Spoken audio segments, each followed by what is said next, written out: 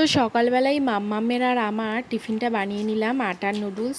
ওকে আমি আটার নুডলসটাই দিই, ময়দার যে ম্যাগিটা ওকে দিই না।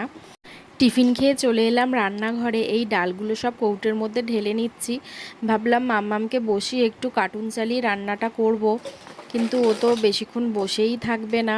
তো যাই হোক, রান্নাটা তো করতে হবে, যতক্ষণ পারি ততক্ষণ করি। আগে থেকে একটু ডালটা সিদ্ধ করে রেখেছিলাম, আজকে একটু টক ডাল বানাবো।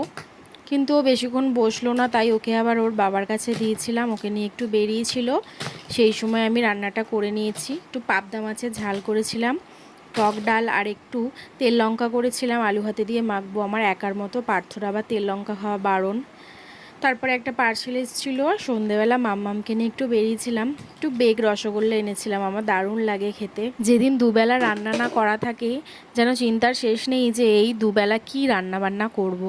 তো যাই হোক, আবার রাতের বেলা করেছিলাম, ছোলা ভিজিয়ে রেখেছিলাম, কুমড়ো আলু ছোলা তরকারি করেছি, আর করেছি পরোটা। এই ছিল আজকে ছোট্ট মিনি ভ্লগ। টাটা।